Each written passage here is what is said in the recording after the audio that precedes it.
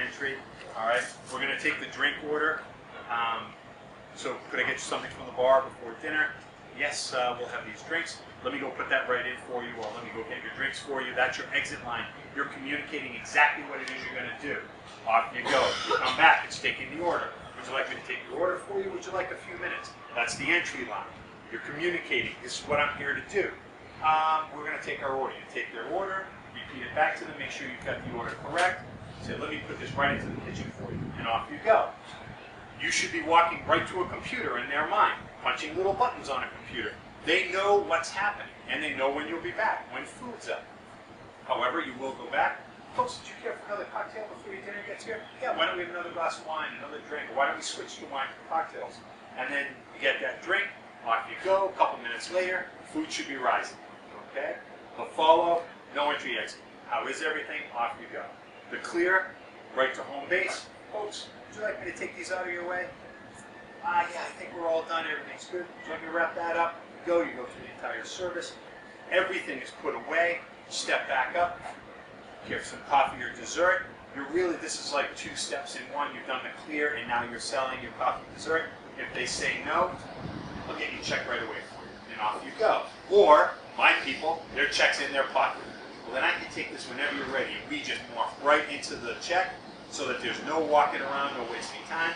I can take this whenever you're ready, and off you go. You've told them, exit line. I can take this when you're ready. Think ball's in your court. Now you're looking around, waiting, you make a payment, I immediately pick it up. I don't say anything unless I don't know.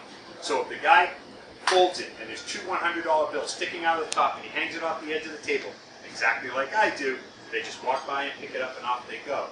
If you have to go in, do you want me to take care of this for you? Yeah, it's all set, go right ahead. Thank you. Off you go.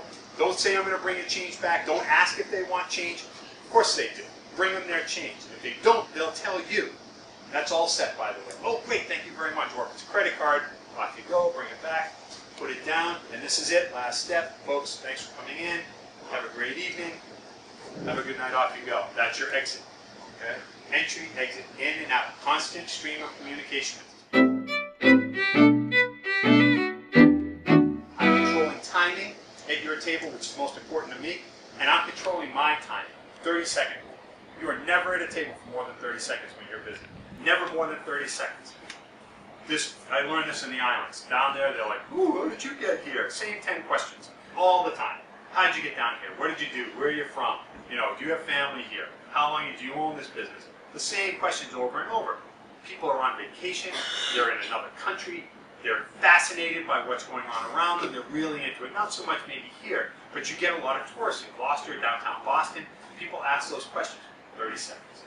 Because she may be fascinated by my life story, but he really doesn't care. So if I drone on to keep her happy, pissing him off. And if he's paying the check, who do you think he's gonna make suffer? It's gonna be you.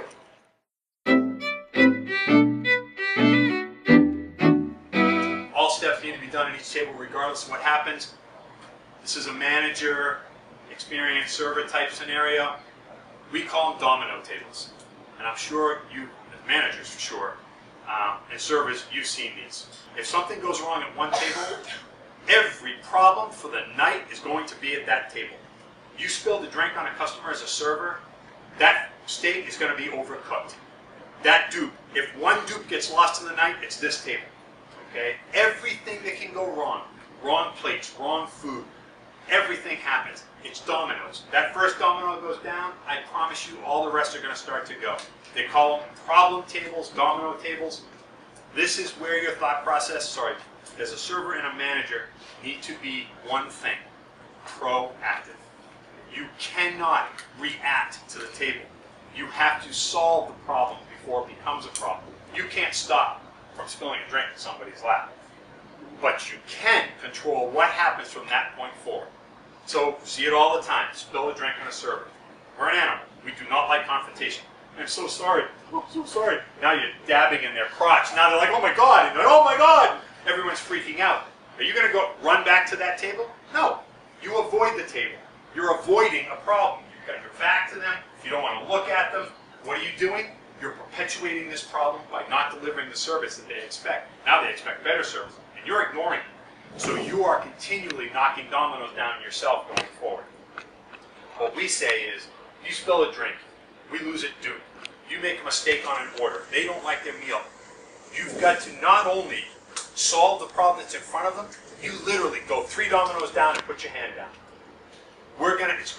It's damage control. We are not going to let these problems go forward. That's managers' jobs. You need to stop the problems before they become problems going forward.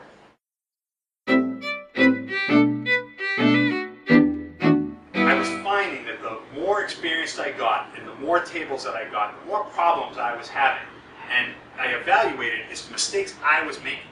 I was literally making my night harder. And I am a huge believer in you work smarter and not harder.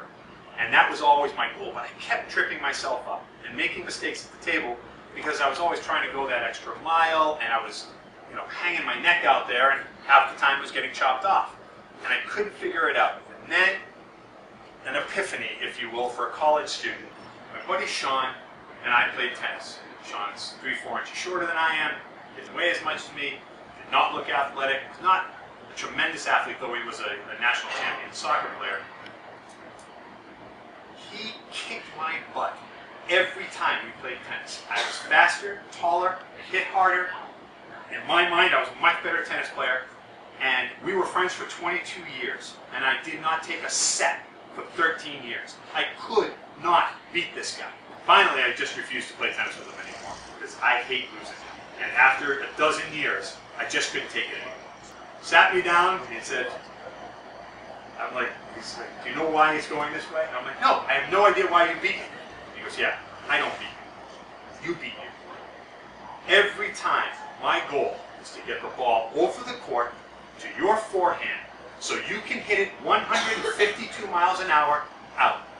He says, that's what you do. You go for a kill shot on every try, and then at your backhand, you just lob it up for me to crush it on you.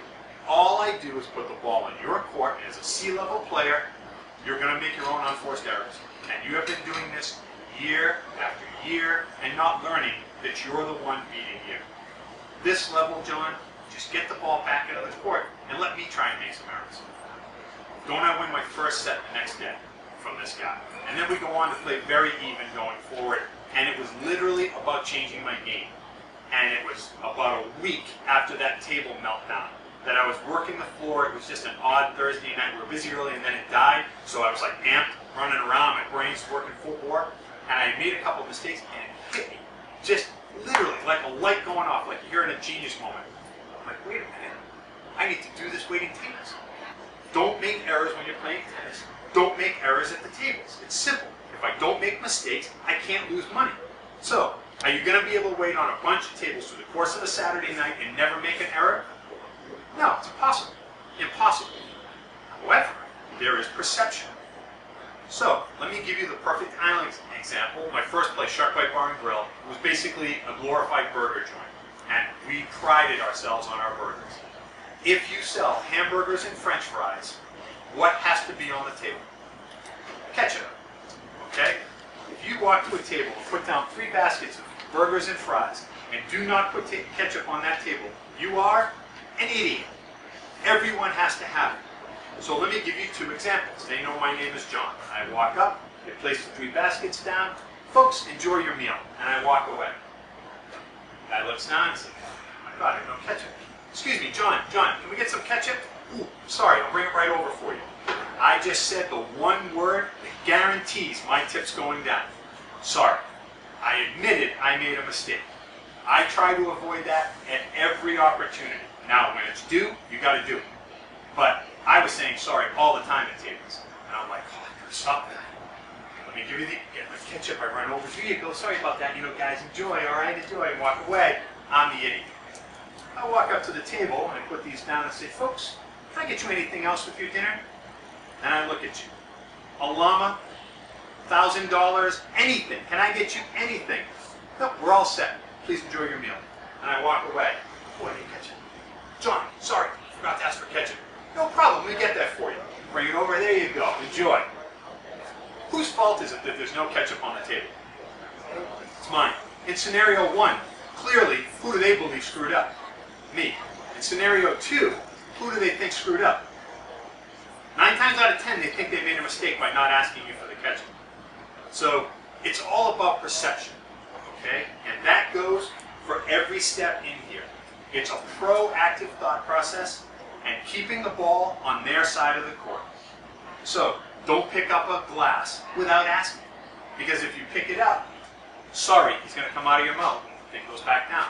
You grab a plate and pull it away and they grab it and say, I'm not done. Sorry, and you put it back down. Mistake 2. Let them make the errors going forward. Even though it is your mistake, you're not going to be open to saying, I'm sorry. Would you like a few minutes before ordering, or would you like me to take your order? Simple. That question. Clutch. If I walk up and say, okay, what can I get you to eat? Yeah, we're not ready. Well, sorry, and off I go. No. Put it in their court. Don't go for the kill. Would you like a few minutes before ordering? Would you like me to take your order for you? I think we're going to need a few minutes. My name's John. Whenever you're ready, you let me know. I walk away. I get triple seated. I am absolutely weeded and crushed. And I'm dealing with these people. And minutes go by. And these people go, John, sorry, we totally forgot we're ready to order. Whose fault is it that I wasn't back at that table in 3 or 4 minutes? It's mine. But because I told them, whenever you're ready to order, you let me know. My name's John. They're like, John, we're ready to order now. Sorry, we were yapping. We totally forgot.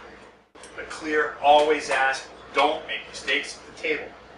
Ask them. If they tell you they're ready, and then you take it away, and they wanted it wrapped, and they didn't tell you, they believe it's their fault because they didn't communicate to you. You've been communicating beautifully throughout the entire process. I miscommunicated. I wanted that steak wrapped, or I wanted to take that bone home.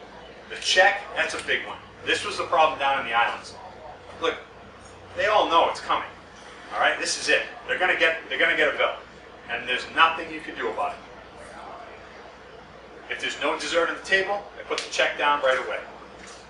You have dessert, everyone's sharing, or one person grabs a bite or two, I put the check down. When I do, just like the follow, I can take this whenever you're ready, and I walk away. No entry line, no exit line. I let them know. But what did I do? Think, put the ball right back into their court. And now you'll know. Are they going to have another round of drinks? Then don't put the check down.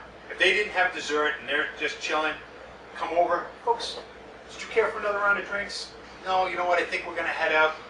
Take that whenever you're ready, and off you go. And peripheral vision is always on that table. I put it standing up, so when I see it laying down, if I lost view, I know it's time to get the payment, get them their check. If I wait on you on your table, you always know where I'm going and why. And then I'm going to come back, because I'll tell you, let me bring you your drinks.